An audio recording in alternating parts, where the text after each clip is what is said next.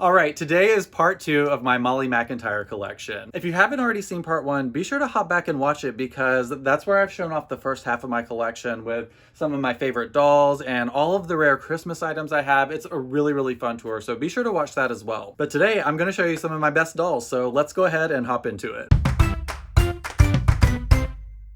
Alrighty, and now we're on to the bulk of my Molly McIntyre doll collection. This is a shelf of incredibly rare dolls, in particular the first two and the fourth one, but these dolls were all made between 1986 and 1987. In fact, all of them are 1986 dolls with the exception of the one in the middle. She, I believe, is my only 1987 Molly that I have in my possession anymore. Admittedly, I've probably gone a little bit too far by buying so many 1986 Mollies because I'm looking at my shelf here. I have 5. That's kind of crazy. Oh yeah, I just remembered I have 2 signed Mollies that are from 1987, so I guess I technically have 3 1987 Mollies. Never mind. But anyway, these are the dolls that have survived all of the intense selling that I've been doing over the last couple of years.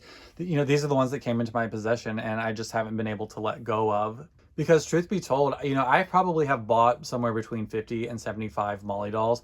Some for my collection, some to rehab and see if I like them, and, you know, the odd one that you find a good deal on and you sell it and make a little bit of money so you can buy something else. But, you know, like I said, it's been like dozens and dozens of Molly dolls that have come through my house, and these are the ones that I have kept after all of this time. They really are so special to me.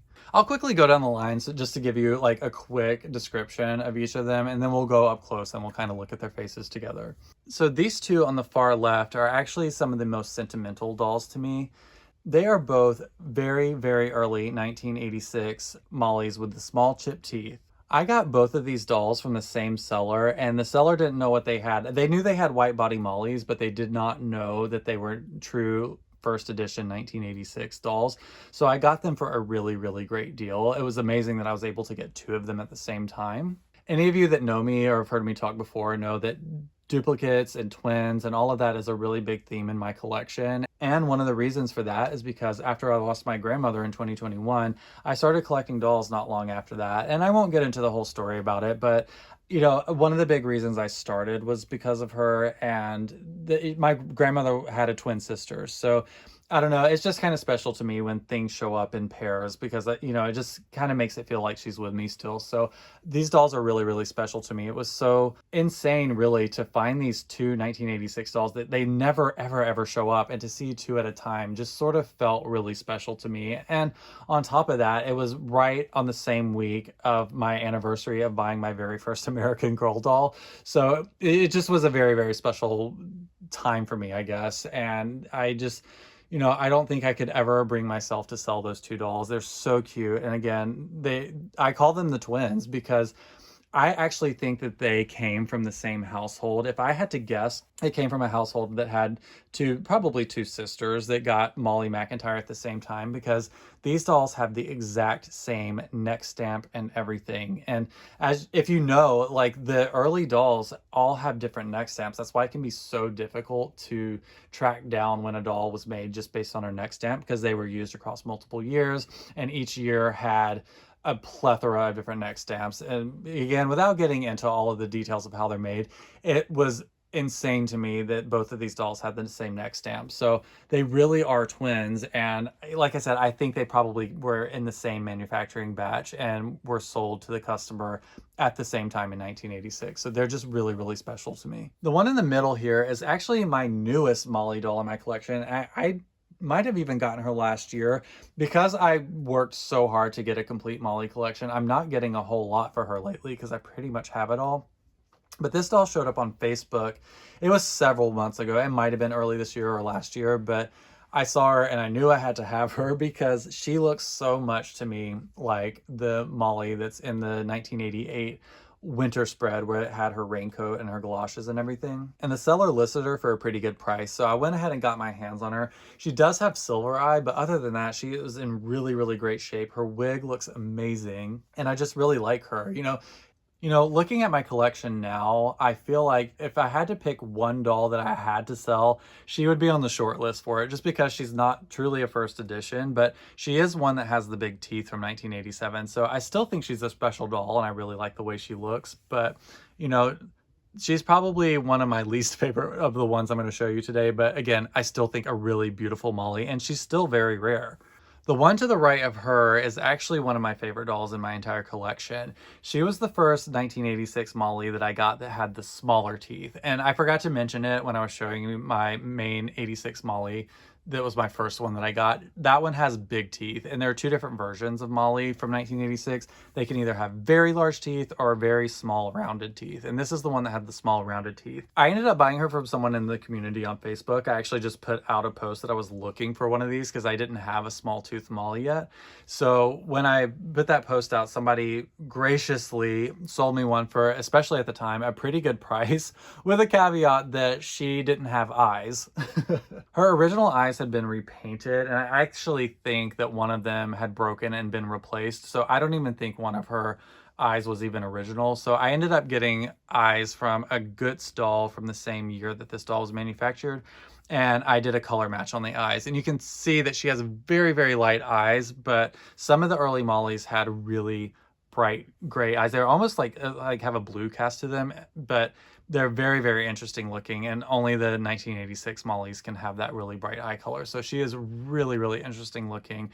And I had to do a little bit of work to her, not a ton, but like other than having to give her a set of eyes, I added a little bit of hair to her bangs because I think they might have been cut. Most dolls from 1986, I think, have had their bangs cut because the bangs were so long that I think parents were just cutting them short enough so that you could actually see the doll's eyes. Like in many cases, the bangs were so long that they would go down to the doll's nose.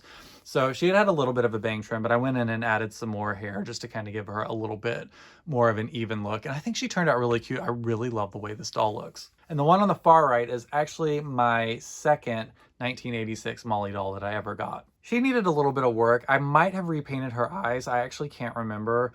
And this was before I got really good at fixing wigs. So I actually put a different wig on her. So that isn't even her original wig, but I do think it looks really good. So I've just kind of left it on there for these last couple of years. Again, she is a 1986 Molly with the big teeth, so a little less coveted, but they are also a fan favorite, I think. A lot of people will always say the big tooth versions of the dolls from 86 and 87 are their favorite, and they really are so cute. They have these big grins on their face because their teeth are so big. Anyway, let's hop in and get a closer look at each of these dolls' faces because they are so beautiful. So here is twin number one, and again, I always forget to say this because I take it for granted, but all of my Mollys are white body Mollys with the exception of a 1991 Molly that I have that's fresh mint in the box, but all of the dolls you're seeing today are white body dolls. So anyway, this is a 1986 small tooth. As I was describing before, you can see the teeth are kind of rounded, and collectors will call them chipped, but you know, there's no official term for them. It's just one of the variations that they were shipping out. And you can see here, again, the 1986 version of the glasses that don't have lenses in them. And they're held on by elastics, actually. So they don't even rest on her ears. You can kind of see here on the next girl that this is a piece of elastic that straps the glasses to her head. So yeah, that's the very first version of the glasses. And that's what's pictured in the catalog. So again, if it's in the catalog, I want it on my shelves. But yeah, I think this Molly has really beautiful eyes, and these are original. They never silvered. So this is the original eye paint in this 1986 Molly. And you can see that her eyes are much lighter than this 87 one over here. I mean, ignore the silver eye, but see the color on this 87 Molly's eyes. And this is an early 87 because her teeth are big. See how dark and green that gray color looks versus this one? It almost has some more sage undertones, and they're a lot lighter. I just think that's such a fun quality for the early Mollys. They really have a bright look to them because of it. And I've got this one in the Route 66 dress. As far as like the modern outfits go for Molly, that's one of my favorite ones that was released like after the, like what I call like the golden era of Pleasant Company. This was an American Girl brand outfit, but I really love it. It looks so cute on the doll, even though it looks like she has a t-shirt on underneath it because she has a white body. But again, one of the twins, I really love this doll. She has her original hair and everything. The braids aren't original, but I didn't have to do any restoration to her other than just put her hair in braids and like wipe her down. She and her twin came in immaculate shape. And again, I just love these dolls so much. And to the right here is her twin. And as you can see, they aren't a perfect match for each other, but no two Pleasant Company dolls are exact matches to each other because of the way they're made and the way the vinyl is kind of, you know, rubbery and soft. And when it comes out of the mold, it will set in different ways. All of these dolls look different. So even two that came off the production line at the same time, they still don't look exactly alike. But that's one of the most fun things about collecting Pleasant Company dolls. So just like her twin, she has the glasses without lenses in them. And I really, really love the bangs on this doll. I know she probably, to a lot of you, looks like Justin Bieber, but I don't know. I just like the way they sit on her face and everything. And I kind of have her hair in like loose pigtails. I haven't braided these. I like to make them, you know, I like to experiment and try different things. And this is kind of the shelf I like to do that rather than have to just look exactly like the Meet Molly spread in the catalog. It's kind of fun to play with outfits sometimes and do different shoes and things and trying different hairstyles, but I really love the way her bangs look. And again, those really, really light gray eyes and rounded teeth that are so coveted by collectors. And I got two at the same time, and I think I got them for under $500 for the pair. I could be wrong. I might have spent a little bit more than that, but if you don't know prices with Pleasant Company dolls, that is an insane steal. This is the girl I got off of Facebook recently, and again, she has such a beautiful face. I really need to fix her silver eye. I will at some point. I've just been so busy. I barely even had time to film this video, but I think she has such a beautiful face, and the 1987 dolls are particularly known for their beauty. Whatever they did as far as like making subtle changes to the facial sculpts on these dolls in 1987, I think they turned out so beautiful. It's a shame that they kept changing them from 1988 onwards, but I really think 87 is where they just got the most pretty dolls.